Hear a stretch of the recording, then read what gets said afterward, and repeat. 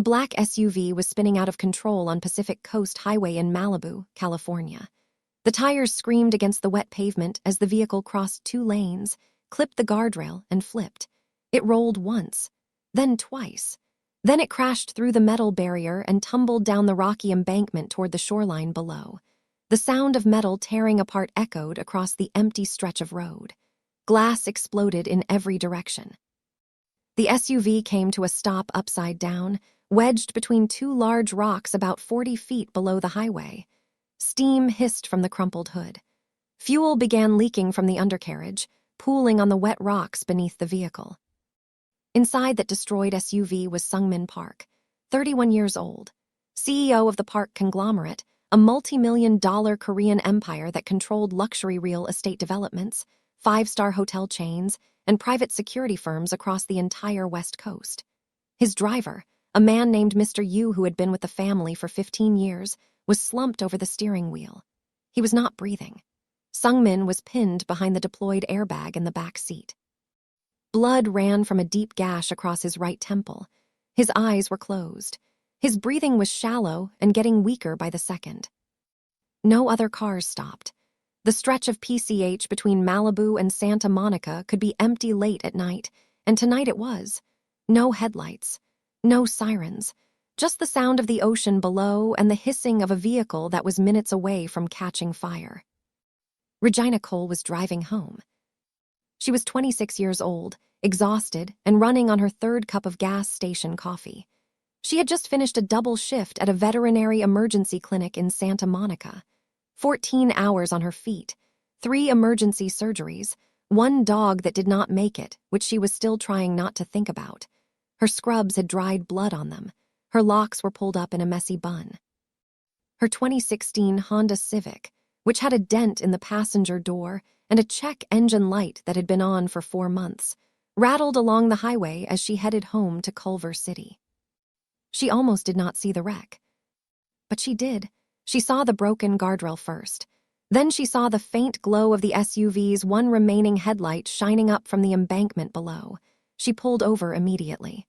She got out of her car and looked down the slope. She could see the overturned vehicle. She could see the fuel glistening on the rocks. She could smell it from where she stood. Regina grabbed the first aid kit she always kept in her trunk. She had carried one since she was 22, ever since she watched a cyclist get hit by a car outside her apartment and could do nothing but stand there and wait for the ambulance. She swore she would never be that helpless again. She climbed down the embankment in the dark. The rocks were wet and jagged. Her scrubs tore at the knee. She slipped twice and caught herself on a patch of rough brush that cut her palms open. She kept going. When she reached the SUV, the fuel smell was overwhelming. She could hear the engine ticking, cooling, but the leak was active and getting worse. She looked through the shattered rear window and saw Sungmin. He was hanging sideways in his seatbelt, unconscious, blood covering the right side of his face. She checked the driver first. No pulse. She closed her eyes for 1 second, then moved to the rear door. It was jammed. The frame of the SUV was bent inward from the roll. She pulled the tire iron she had brought from her trunk and wedged it into the gap between the door and the frame. She pulled with everything she had. The door groaned and popped open about 2 feet, enough for her to reach inside. She cut his seatbelt with the small utility knife from her first aid kit. He was heavy, at least 6'1", solid build and completely dead weight. She grabbed him under the arms and pulled. It took her 3 attempts. Her back screamed. Her torn palms bled against his suit jacket, but she got him out. She dragged him across the gravel and wet grass, away from the vehicle. 20 feet, then 30.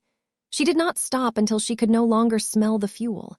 She laid him down on a patch of flat ground, tilted his head back to clear his airway, and pressed her jacket against the gash on his temple to slow the bleeding. His pulse was weak and thready under her fingers, but it was there. She talked to him even though he could not hear her. She said, "Stay with me. You are not dying out here tonight, not on my shift."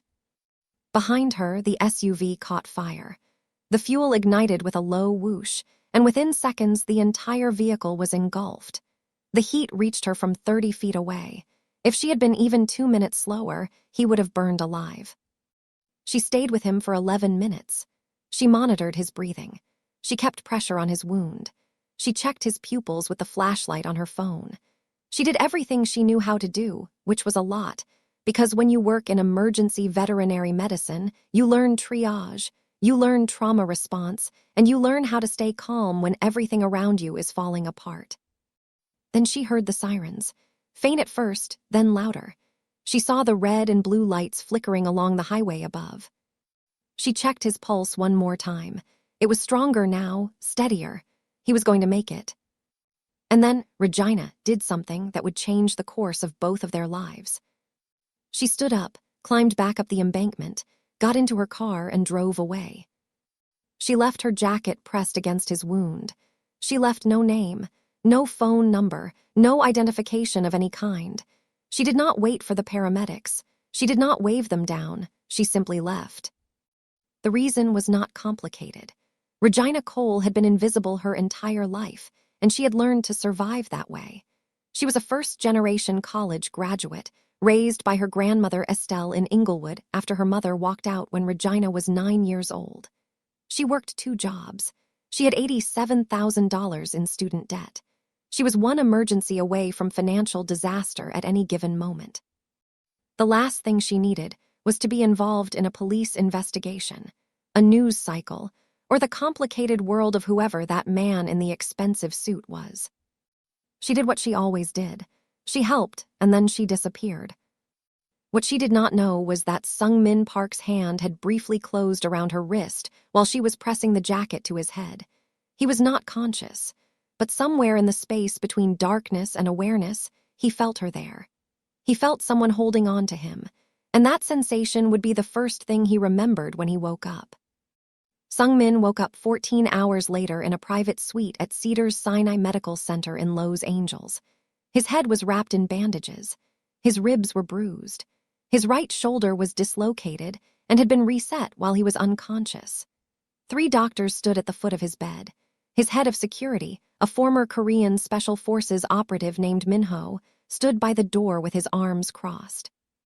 His younger sister, Hana Park, sat in the chair next to him, her eyes red from crying but her posture sharp and composed. The first thing Sung-min said when he opened his eyes was not about the crash. It was not about the pain. It was not about who had tried to kill him. He said, "Who pulled me out?" Nobody knew. The paramedics reported that when they arrived at the scene, Sung-min was lying on a patch of grass 20 feet from the burning SUV. A woman's jacket was pressed against his head wound. No one else was present. No witnesses on the highway. No 911 call from a personal phone. Someone had called from a burner or a payphone, and the recording only captured a woman's voice saying the location and the words, "Someone is hurt," before the line went dead. The jacket was dark green, plain, size small. The pockets contained a hair tie and a half-empty pack of peppermint gum.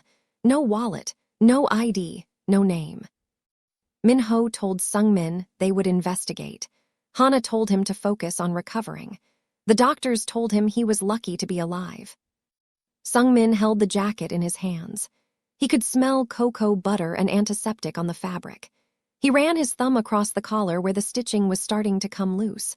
A jacket that had been worn hundreds of times, washed until the color faded, kept because it still worked. He made a decision, right there in that hospital bed. He was going to find her. 3 days after the crash, Sung-min checked himself out of Cedars-Sinai against medical advice.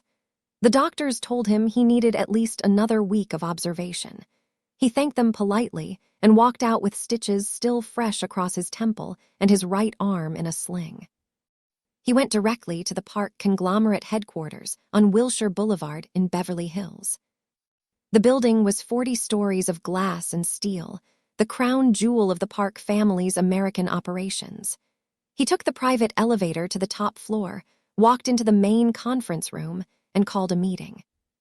But this meeting had nothing to do with business. Sung-min sat at the head of the table with the green jacket laid out in front of him. Min-ho stood to his right. 2 members of the security team's intelligence division sat across from them with laptops open. Sung-min's instructions were simple. Find the woman who saved his life. Use every resource available. traffic cameras along Pacific Coast Highway, toll booth records, satellite imagery, gas station surveillance footage from every station within a 10-mile radius of the crash site. Check every hospital and clinic in the area for a woman matching the general description who might have come in with cuts on her hands. Min-ho, who had served with the Korean military's elite units and had spent 12 years protecting the Park family, looked at Sung-min and said, "Sir, with respect, we have more pressing matters. Someone sabotaged your vehicle. Your driver is dead. We need to find who is responsible before they try again." Sung-min did not look away from the jacket. He said, "You can do both." That was the end of the discussion. Meanwhile, 23 miles away in Culver City, Regina Cole was living her life like nothing had happened. She went to work the next morning. She clocked in at the veterinary emergency clinic at 7 a.m. She treated a golden retriever with a bowel obstruction, a cat with kidney failure, and a parrot that had somehow swallowed a button battery. She ate lunch alone in the break room, a peanut butter sandwich and an apple, because her bank account had $340 in it and payday was not until Friday. She went home to her one-bedroom apartment, which was small and old but clean. She had decorated it with plants she propagated herself, thrift store frames with prints she liked, and a bookshelf made of cinder blocks and wooden planks. Her cat, Biscuit, a fat orange tabby she had adopted from the clinic 3 years ago, greeted her at the door by meowing once and then walking away. She showered. She looked at the cuts on her palms, which were healing but still raw. She thought about the man on the embankment. She wondered if he had survived. She had not checked the news. She did not want to know his name or his story or anything about him. That was how she protected herself. She helped, and then she moved on. Her best friend, Joel, did not let her move on. Joel Carter was 27, loud, opinionated, and fiercely loyal. She worked as a bartender at a cocktail lounge in West Hollywood and had the kind of personality that filled every room she walked into. She was also the only person on earth who knew what Regina had done that night because Regina had called her from the car on the way home, shaking and crying, and told her everything. Joel showed up at Regina's apartment that evening with Thai food and a bottle of wine. She sat on Regina's couch, fed Biscuit a piece of chicken, and said, "Gina, I need you to hear me when I say this. That car you pulled that man out of was a Maybach. A Maybach. Do you know how much those cost?" Regina said she did not care. Joel said, "You saved a rich man's life and you just walked away. Girl, that was your lottery ticket and you crumpled it up and threw it out the window." Regina shook her head. She said, "I am not my mother." That sentence carried the weight of 16 years of pain. Regina's mother, Denise, had spent her entire adult life chasing men with money. She moved from relationship to relationship, city to city, always looking for someone who could fund the lifestyle she thought she deserved. She left Regina with Estelle when Regina was 9 and never came back in any meaningful way. A phone call on birthdays, a text at Christmas, nothing real. Regina had decided when she was 15 years old that she would never, ever depend on anyone else for anything. Especially not a man, especially not a powerful one. Joel understood. She did not push further, but she said, "All I am saying is you did something incredible, and nobody even knows." Regina said, "Good." Back at the Park conglomerate, Min-ho's team was making progress. They pulled traffic camera footage from 3 different angles along Pacific Coast Highway. The quality was degraded by the rain, but they found what they were looking for. A dented 2016 Honda Civic, dark-colored, pulling over on the shoulder approximately 200 yards from the crash site at the time of the incident. The car was there for roughly 14 minutes before it pulled away. They enhanced the footage. The license plate was partially obscured by rain and mud, but the tech team was able to extract a partial plate number. 4 characters out of 7. They cross-referenced it with the California DMV database. The search returned 11 possible matches. Min-ho narrowed it down based on the make, model, and color of the vehicle. 3 matches remained. 3 Honda Civics, registered to 3 different people in the greater Los Angeles area.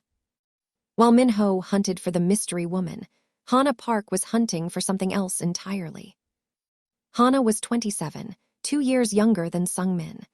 She had graduated from Seoul National University's law program and had spent the last 3 years working in the Park conglomerate's legal division. She was brilliant, relentless, and had no patience for anything that wasted her time. When she flew in from Seoul and saw her brother in that hospital bed, she did not cry in front of him. She cried in the hospital bathroom for 5 minutes, fixed her makeup, and came back out ready to destroy whoever had done this.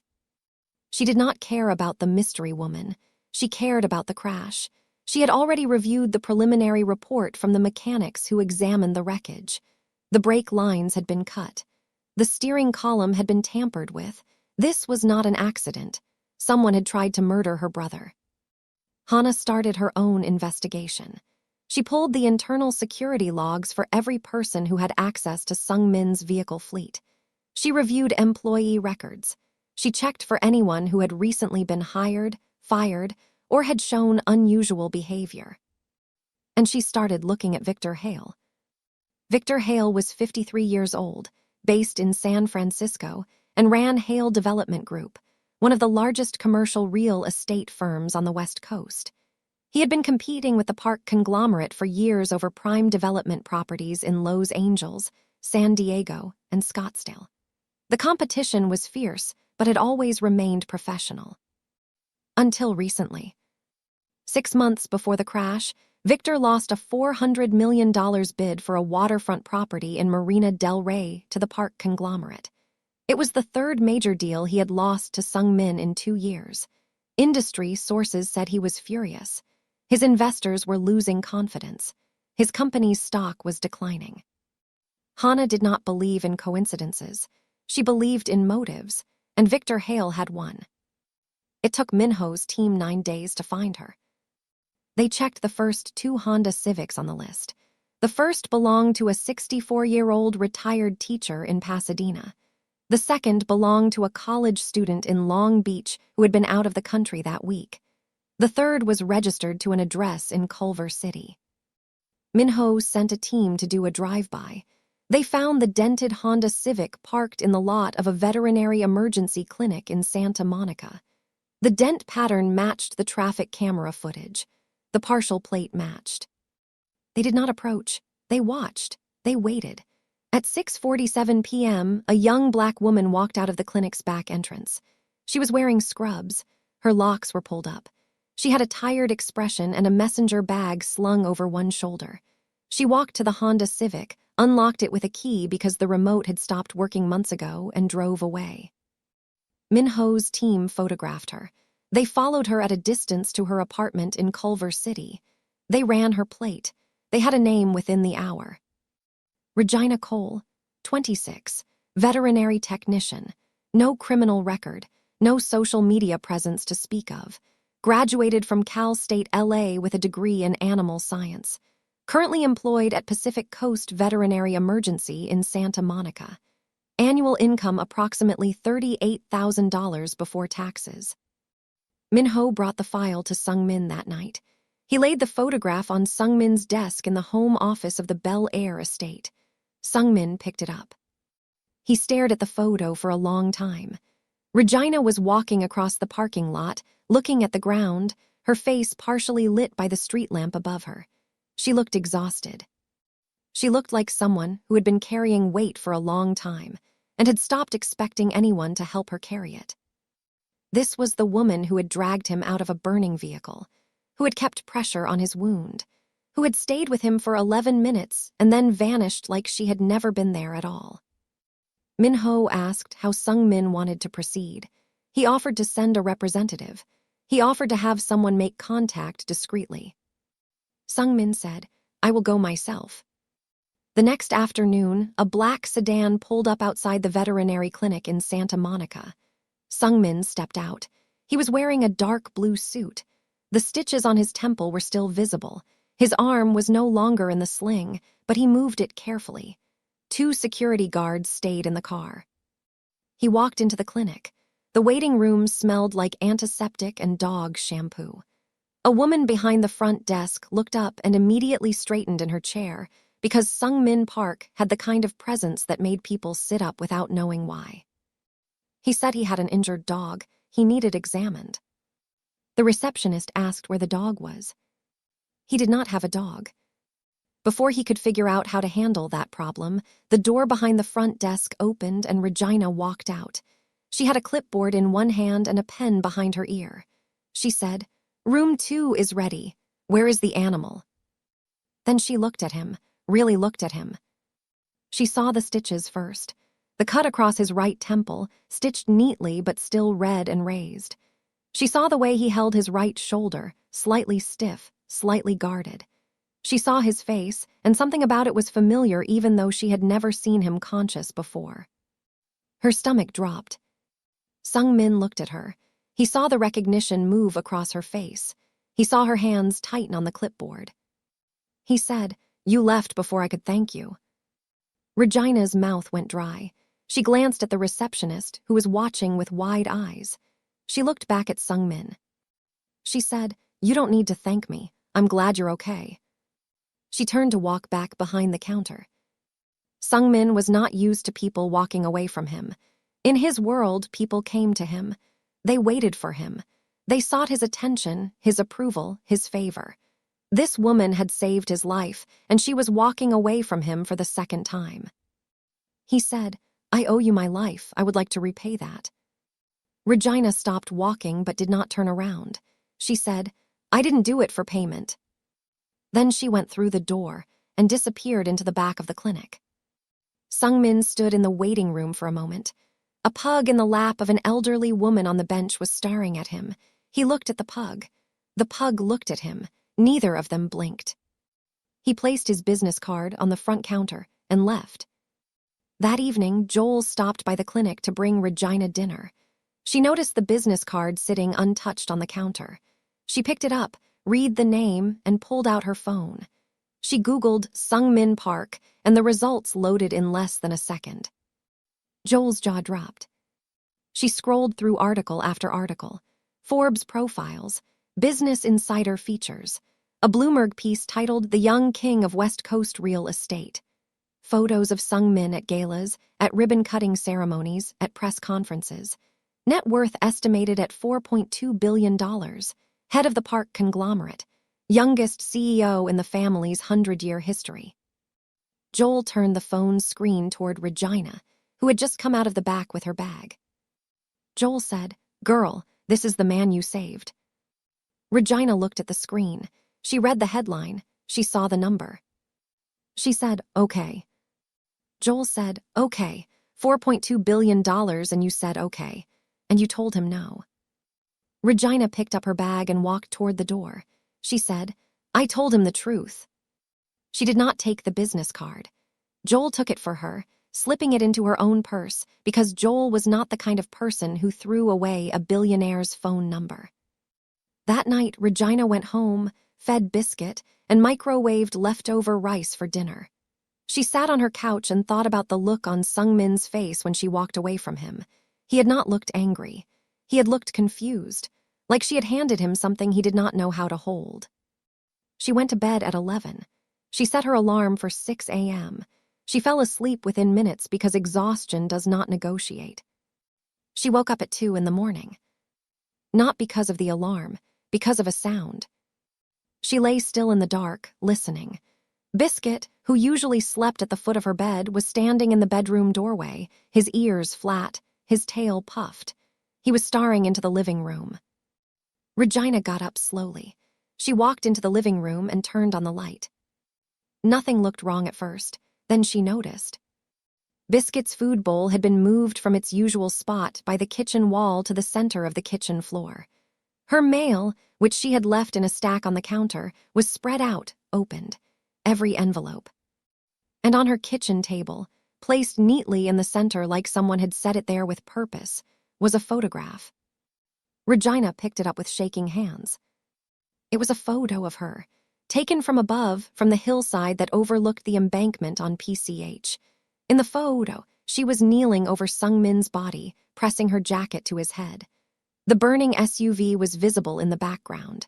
The photo was clear, well lit by the fire, and taken with a long-range lens. Someone had been on that hillside the night of the crash. Someone had watched the whole thing. They had watched her save him. They had watched her leave. And now they were in her apartment, and they wanted her to know it. Regina did not scream. She did not cry.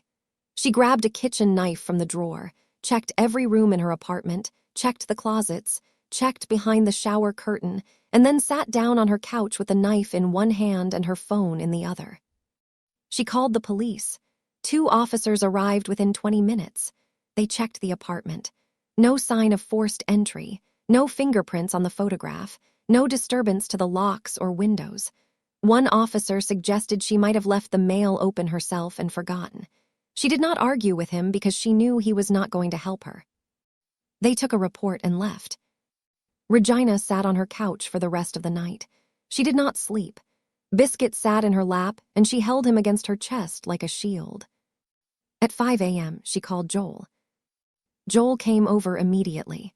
When Regina showed her the photograph, Joel went silent, which was something that almost never happened.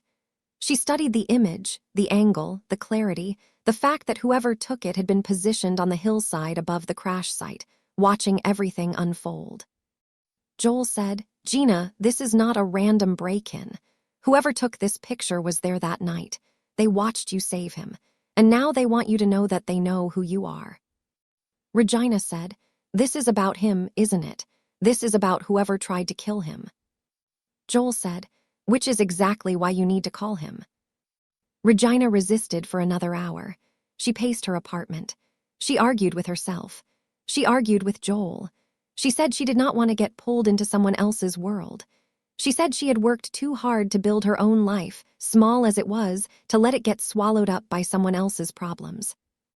Joel said, "Your life is already in this, Gina. Someone was inside your home. You can be independent and dead, or you can swallow your pride and make the call." At 6:30 a.m., Regina went into Joel's purse, pulled out the business card, and dialed the number. Sungmin answered on the first ring. His voice was alert, which told her he had not been sleeping either. She said, "Something happened. I think it's about you."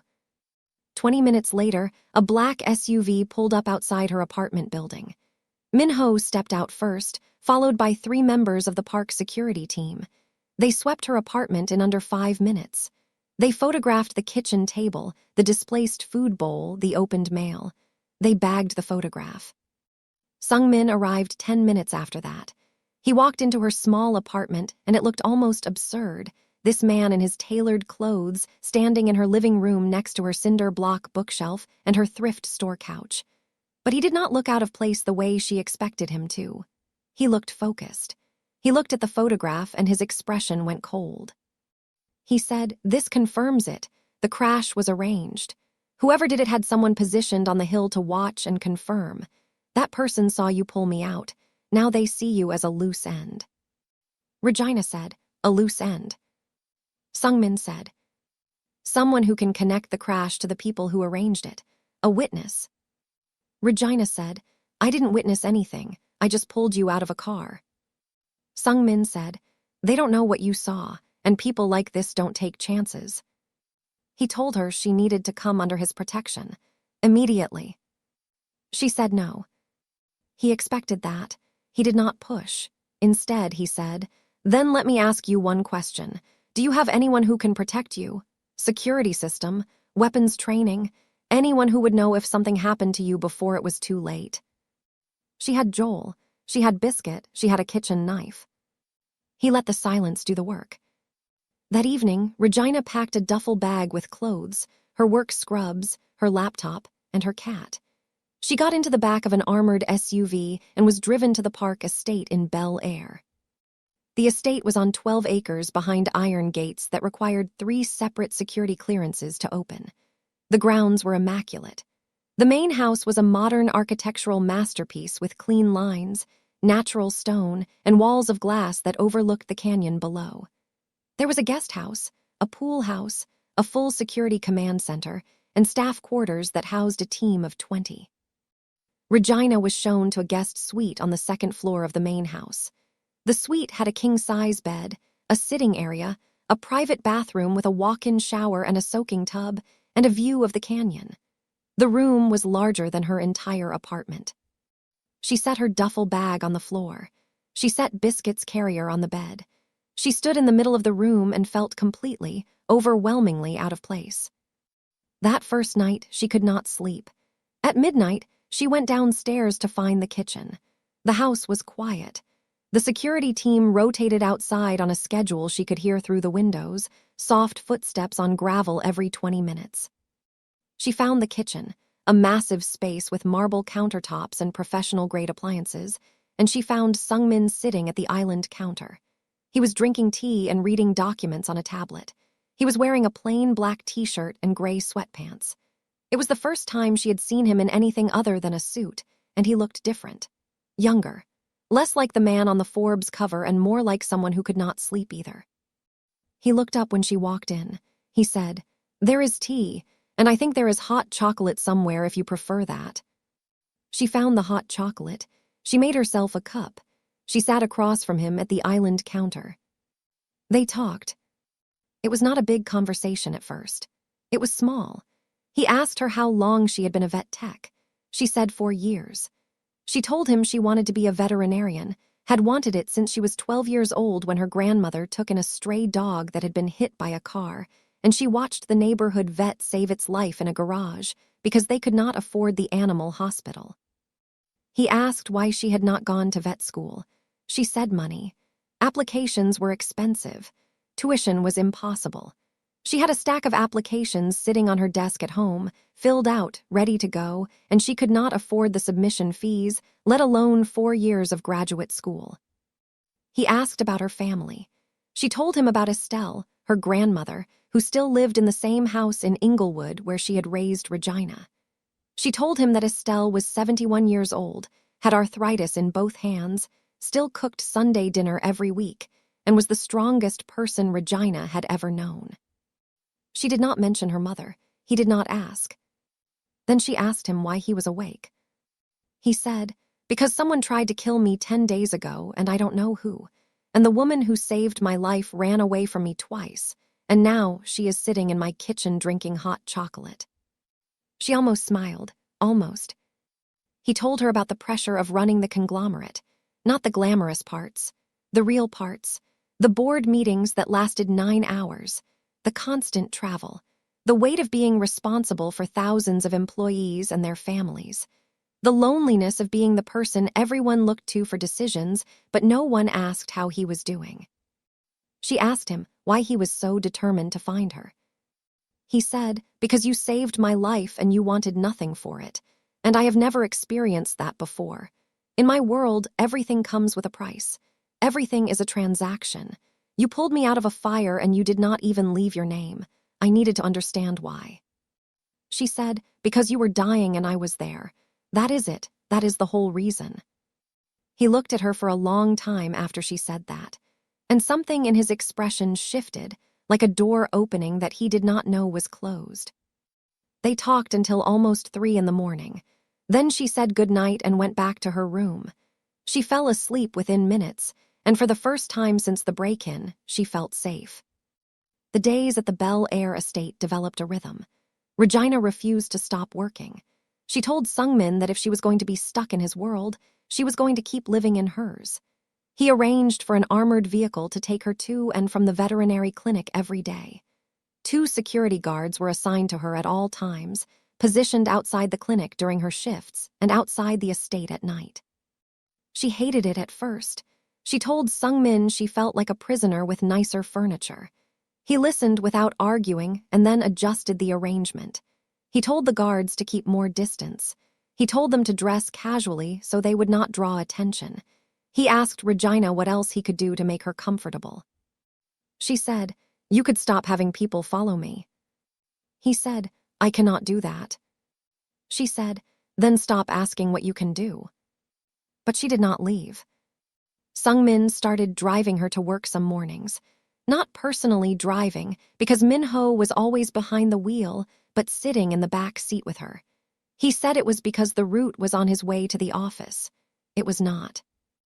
During those car rides, they talked. Every morning the conversations got a little longer, a little deeper. She learned that he read Korean poetry before bed, a habit his mother had given him before she passed away when he was 19. He learned that she sang under her breath when she was nervous, always the same song, a Stevie Wonder track her grandmother used to play on Sunday mornings. He asked her about her favorite cases at the clinic. She told him about the three-legged pit bull she had treated last year who now lived with a retired firefighter in Pasadena. She told him about the parrot who said, "Help me," every time she took its temperature, which was hilarious until it did it in front of a client who almost called the police. He laughed. She realized she had never heard him laugh before. It changed his entire face. 2 weeks into her stay at the estate, Sung-min showed up at the veterinary clinic one afternoon. He was not there for a car ride. He was standing in the parking lot next to the armored SUV, holding a dog. The dog was a mess. Medium-sized, mixed breed, with matted fur, a broken front leg, and skin irritation covering half its body. It was trembling violently. Sung-min was holding it against his chest, and the dog was pressed into his suit jacket, which was now covered in dirt and fur. He said, "I found it near a construction site in Santa Monica, one of my hotel developments. It was under a dumpster." Regina looked at him. This man, this CEO of a billion-dollar empire, was standing in her clinic parking lot holding a trembling, filthy dog wrapped in what was clearly a very expensive jacket. Something in her chest shifted. She did not name it, but she felt it. She took the dog inside. She worked on it for 2 hours. She splinted the broken leg, cleaned and treated the skin condition, administered fluids and medication, and wrapped the dog in a warm blanket. By the time she was done, the dog had stopped trembling and was asleep on the exam table. Sung-min had waited the entire time. He was sitting in the waiting room, his suit jacket ruined, scrolling through emails on his phone but not actually reading any of them. When Regina came out, she said, "He is going to be okay. He needs rest and consistent care for the next few weeks." Sung-min said, "What is his name?"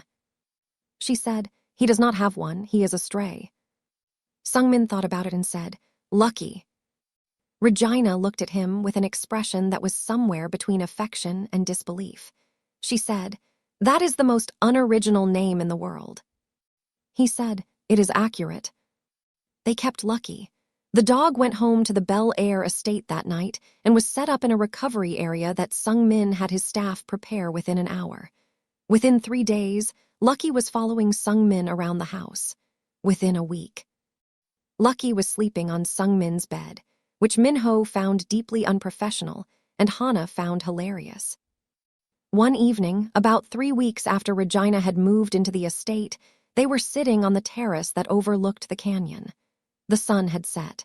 The city lights were spread out below them like a second sky. Lucky was asleep between their chairs. The conversation had gotten quiet, not uncomfortable, just still. The kind of quiet that only happens between two people who have stopped performing for each other. Sung-min reached over and tucked one of her locks behind her ear. His fingers brushed the side of her face.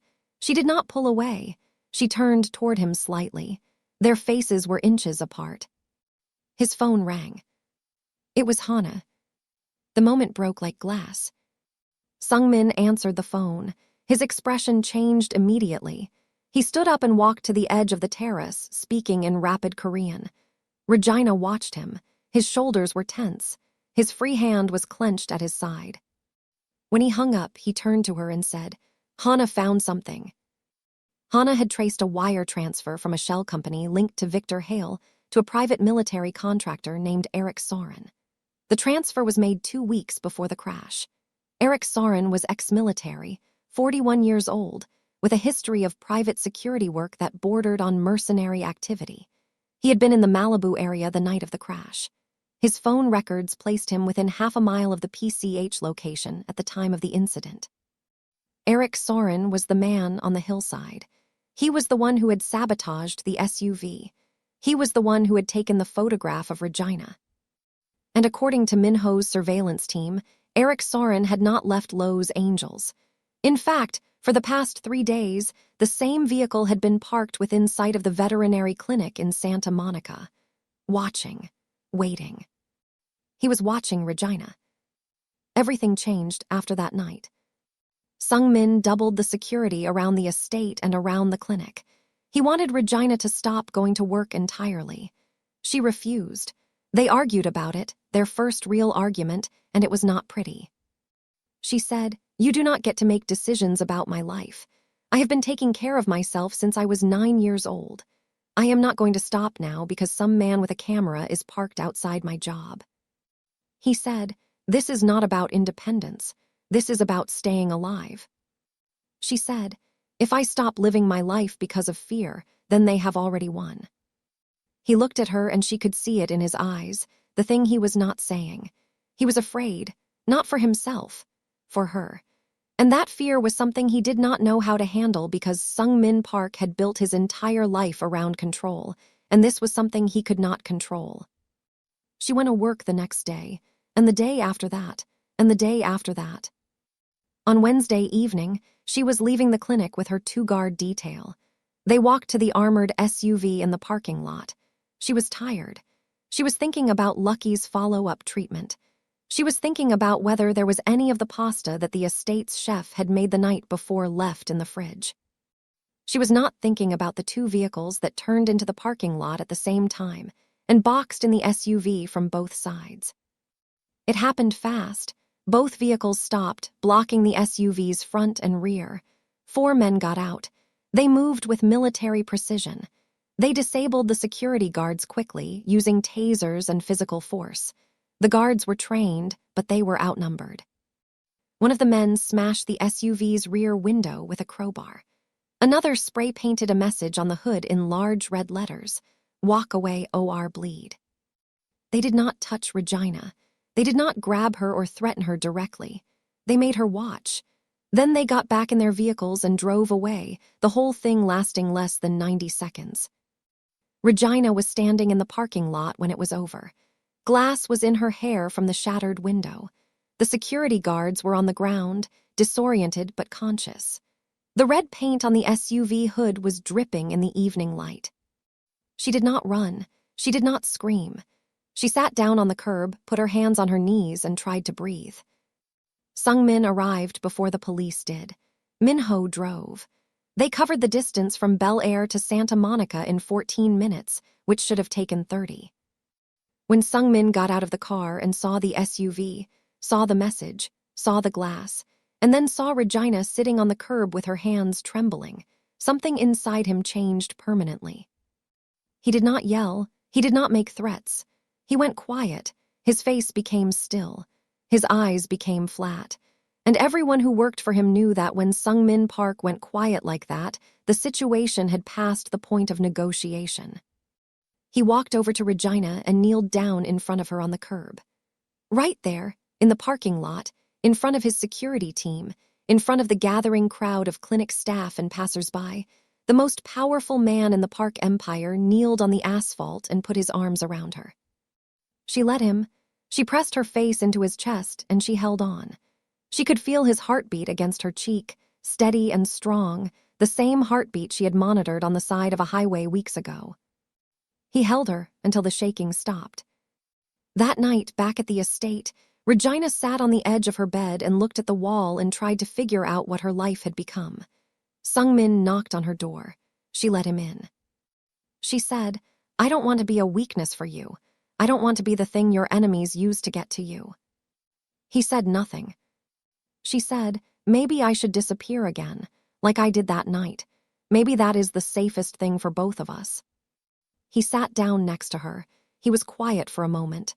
Then he said, "You disappeared once. I spent everything I had to find you. If you disappear again, I will spend everything again. And again, every single time. Do you understand me? Every time." She looked at him. His eyes were completely serious. There was no negotiation in them, no flexibility, just a statement of fact as clear and absolute as gravity. She stayed. Over the next 2 weeks, Sung-min and Hana built their plan. They were going to take down Victor Hale, but they were going to do it the Park family way, not with violence, not with threats, with strategy, with precision, with evidence so overwhelming and public that Victor would never recover. Hana had been compiling a case, wire transfers, phone records, Eric Soren's military background and his connection to Hale's shell companies. Security footage from the parking lot attack. The photograph left in Regina's apartment. Every piece of evidence, legally obtained and meticulously documented. But they needed one more thing. They needed Victor to incriminate himself directly. Sung-min arranged a high-profile business summit at the park conglomerate's newest luxury hotel property in Scottsdale, Arizona. He invited every major real estate player, investor, and financial media outlet on the West Coast. He framed it as a collaboration initiative, a signal that the Park family wanted to partner with competitors rather than fight them. He invited Victor Hale personally, a handwritten invitation on Park conglomerate letterhead. Victor accepted. Of course he did. He was arrogant. He believed Sung-min was weakened by the crash, distracted by the mystery woman, and ready to be outmaneuvered. He saw the summit as an opportunity to position himself as the dominant force in West Coast real estate. He did not see the trap. The summit was held at the Park Scottsdale Resort, a $300 million property that had opened 6 months earlier. It was stunning. Desert modern architecture, floor-to-ceiling windows overlooking the Red Rock landscape, event spaces that had already hosted 2 presidential fundraisers and a royal wedding. 300 guests attended, industry leaders, investors, media, the who's who of American luxury real estate. And Regina. She did not want to be sidelined. She told Sung-min she had been part of this since the night she pulled him out of that wreck. She was not going to sit in Bel Air while the situation got resolved without her. Sung-min resisted. He wanted her safe, and safe meant far away from Victor Hale. Hana sided with Regina. She said, "She is tougher than half your security team. Let her be there." Sung-min looked at both of them and realized he was outnumbered by 2 women who were each individually more stubborn than he was. Regina attended the summit. Hana took her shopping the day before. It was the first time in Regina's life that she had tried on clothes that cost more than her monthly rent. Hana picked out a dress for her, deep emerald green, fitted, elegant without being overdone. When Hana showed it to her, Regina said, "I cannot afford this." Hana said, "It is a gift, and if you argue with me, I will buy you 5 more. The evening of the main gala event, Regina walked into the ballroom of the Scottsdale Resort and conversations slowed. She was not trying to make an entrance. She was not performing. She was just walking, in a green dress with her locks down past her shoulders for the first time since she had arrived at the estate, looking like someone who had decided to stop being invisible. Sung-min was across the room in conversation with 2 investors from New York. He turned when the energy in the room shifted. He saw her. For 2 full seconds, the CEO of the park conglomerate did not move, did not speak, did not blink. He just looked at her. Then he crossed the room.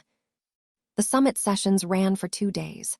During that time, Hana engineered a private meeting between Sung-min and Victor Hale, just the 2 of them in a conference room on the resort's top floor. Sung-min played his part perfectly. He was calm, measured, accommodating. He discussed a potential joint venture on a property development in Newport Beach. He asked Victor's opinion on market trends. He treated Victor like an equal, which was something Victor's ego desperately craved. Victor relaxed. He got comfortable. He started talking. He referenced properties that he should not have known were available, properties that had only become available after the park conglomerate's stock dipped following Sung-min's crash. He mentioned timelines that matched the period of instability perfectly. He hinted at having advanced knowledge of market shifts. Meanwhile, Hana had obtained a court order based on the compiled evidence.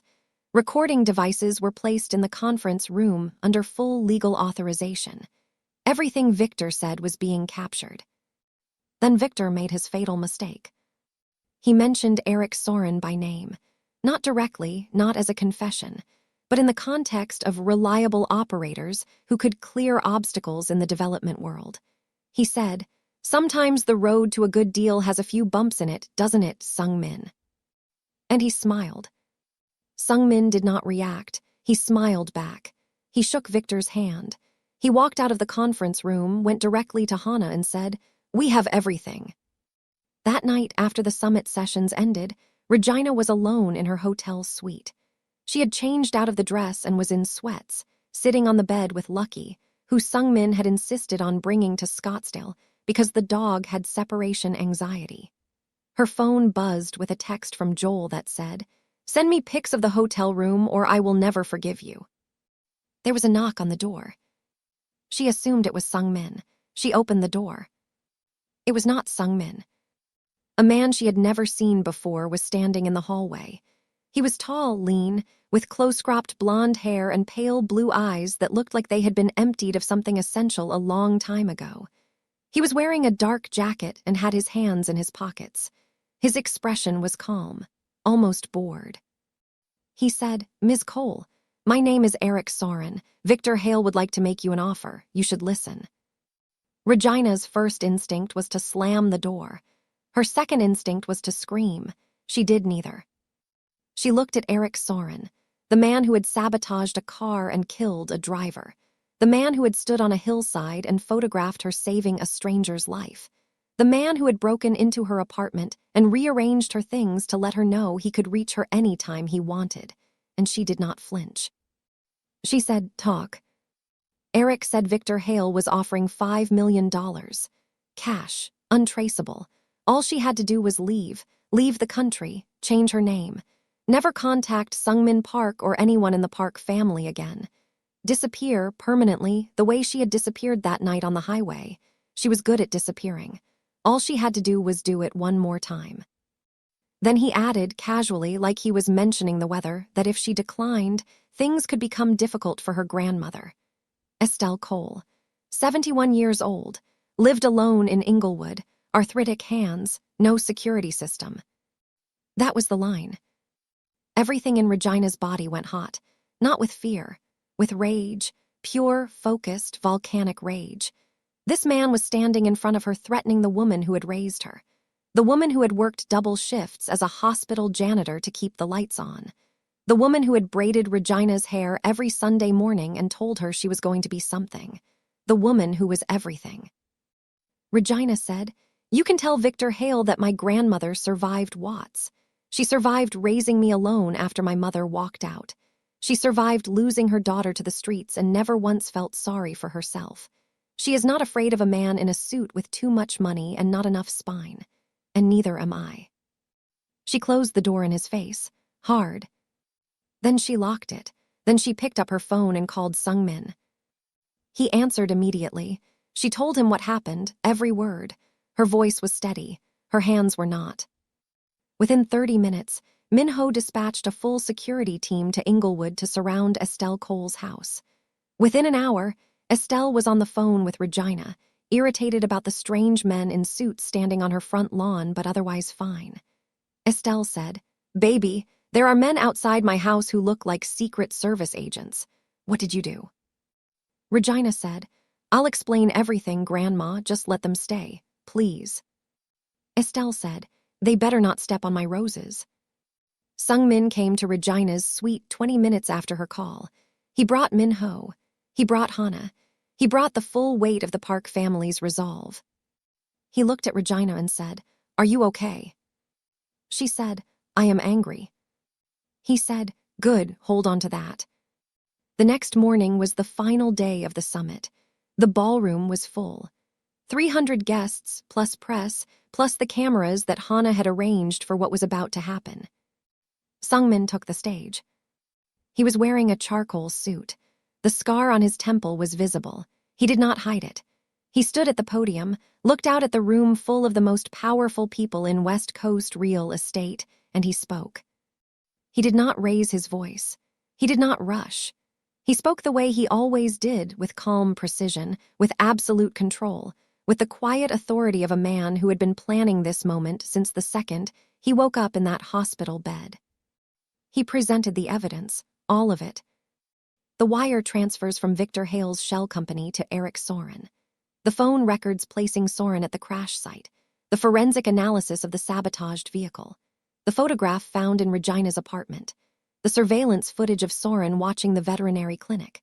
The recording from the conference room the previous day. Victor Hale's own voice, referencing Soren by name, referencing clearing obstacles, referencing property opportunities that only existed because of the crash. The room was silent. 300 people and not a single sound except Sung-min's voice. He said, "Victor Hale orchestrated an attempt on my life. He employed a private military contractor to sabotage my vehicle, which resulted in the death of my driver, Mr. Yu, a man who served my family with loyalty for 15 years.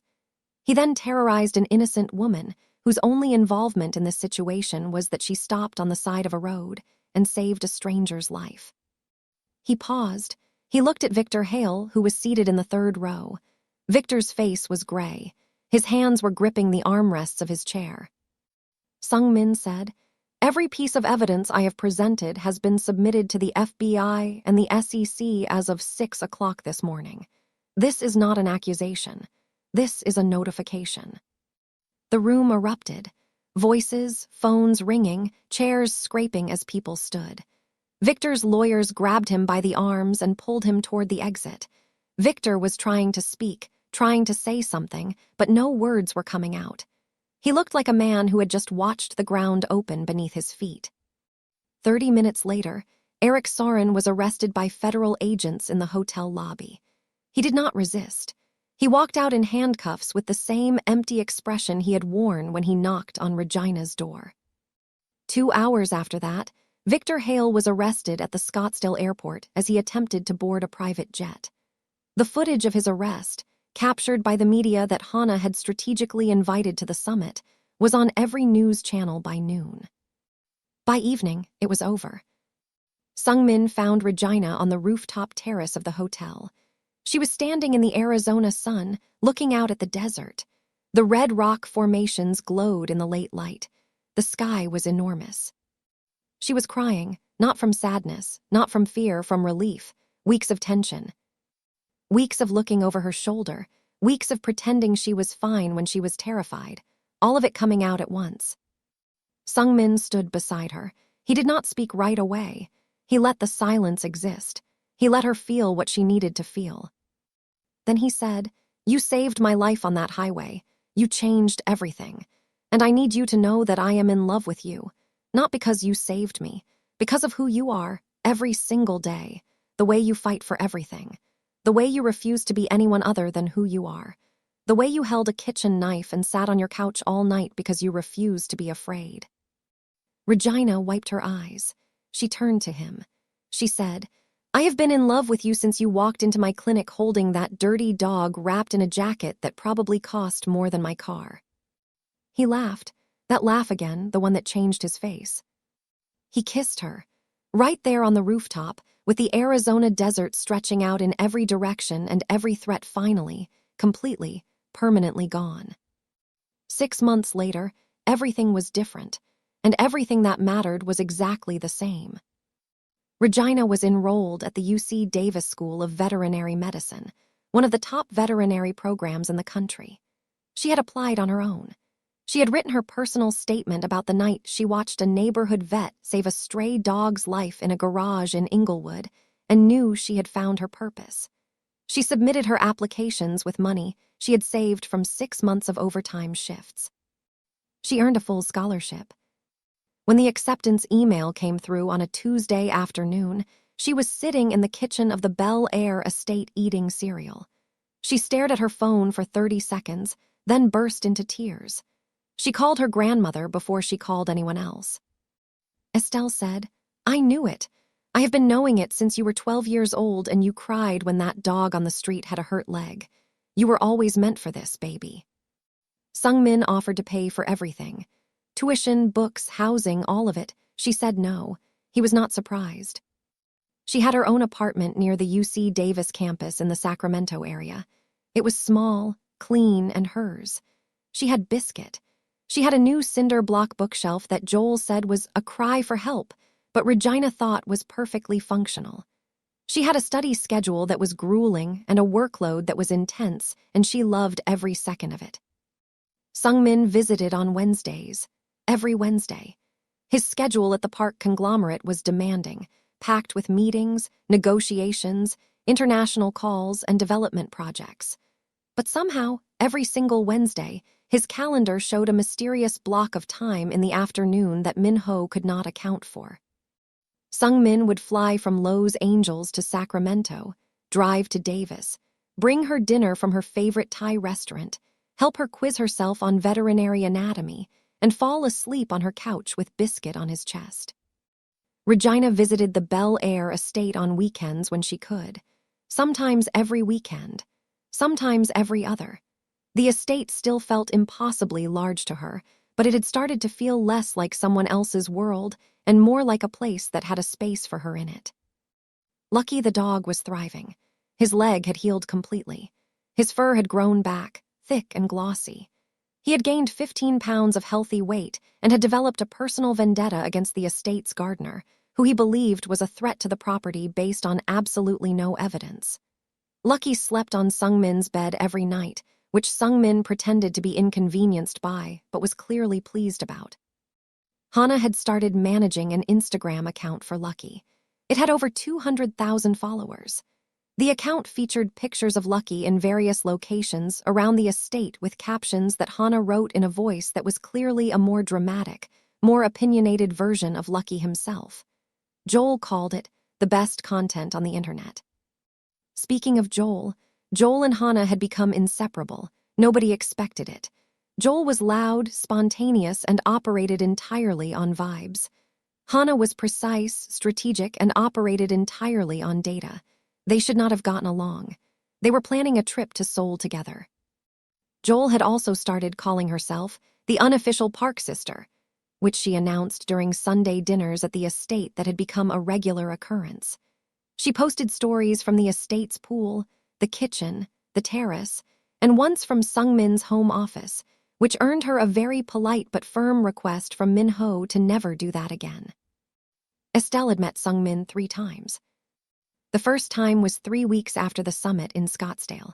Sung-min flew to Los Angeles, drove to Inglewood, and stood on the porch of Estelle Cole's small blue house with flowers in his hand.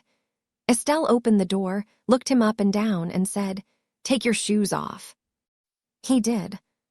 She led him to her kitchen table, a round wooden table with 4 chairs that did not match, and sat him down. She put a plate of peach cobbler in front of him and a glass of sweet tea. Then she sat across from him and asked him questions for 45 minutes. She asked what his intentions were with her granddaughter. She asked what his family was like. She asked if he could cook. She asked if he went to church. She asked how he treated people who could do nothing for him. She asked what he would do if Regina decided she did not want his lifestyle. He answered every question with yes ma'am and no ma'am. He ate 2 servings of peach cobbler. He washed his own plate. When he left, Estelle stood on the porch and watched the armored SUV pull away. She called Regina and said, "That boy has manners. He can come back." The second time, Sung-min brought Lucky. Estelle was skeptical about dogs in her house. By the end of the visit, Lucky was asleep at her feet and she was sneaking him pieces of ham from her plate. The third time was Christmas. Sung-min, Hana, Joel, and Regina came to Estelle's house for Christmas dinner. The dining room was small. The table was crowded. The food was extraordinary because Estelle Cole had been cooking for 50 years and she did not believe in mediocre meals.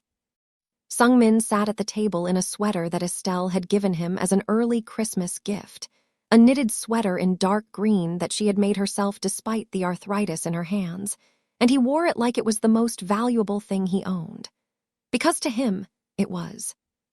After dinner, while Joel and Hana argued about something in the living room and Estelle nodded off in her recliner, Sung-min and Regina stepped outside onto the porch.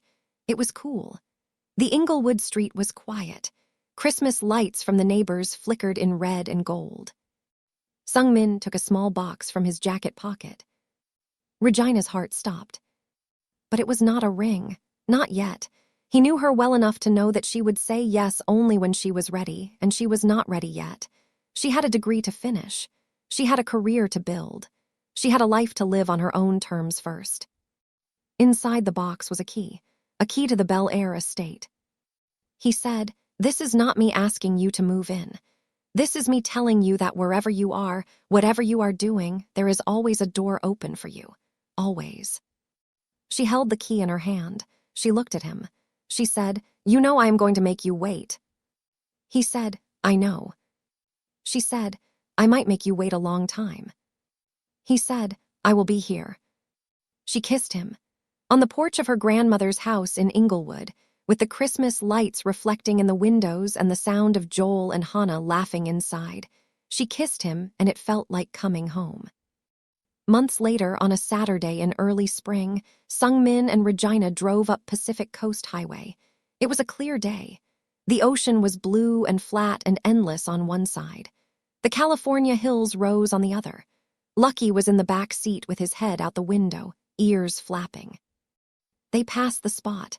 The guardrail had been repaired, but if you looked closely, you could see where the metal was newer, shinier than the sections on either side. A small scar on the highway that most people would never notice. Regina noticed. She looked at the guardrail, then she looked at Sungmin. He was already looking at her. She said, "I almost didn't stop that night." He said, "But you did." She said, "Yeah, I did." He reached over and took her hand. She held on. They kept driving. The Pacific Ocean stretched out beside them, bright and open. The road curved ahead, winding along the coast toward whatever was coming next. Two people who were never supposed to meet, who came from different worlds, who found each other on the worst night of one man's life and the bravest night of one woman's, driving forward together. She had saved his life on the side of a dark highway and disappeared before he could see her face. He had turned his entire world upside down to find her. And when he did, he discovered that the woman who pulled him from the fire was the same one who could finally make him feel safe. Sometimes the person who saves you is not the one you expected. Sometimes they show up in scrubs with blood on their hands and a dented car with a check engine light. Sometimes they pull you from the wreckage and then vanish into the night, not because they do not care, but because they have spent their whole life believing they are not the kind of person anyone searches for. And sometimes, someone searches for them anyway. If this story hit different for you, drop a heart in the comments. And tell me, what was your favorite part? Was it the moment he found her at the clinic? Was it Estelle making him eat peach cobbler? Was it Regina closing the door in Eric Soren's face? Let me know. And if you watched all the way to this point and you are still not subscribed to this channel, I genuinely do not know what to tell you. You watched the whole thing. You are clearly invested. Just hit that subscribe button. I will see you in the next one.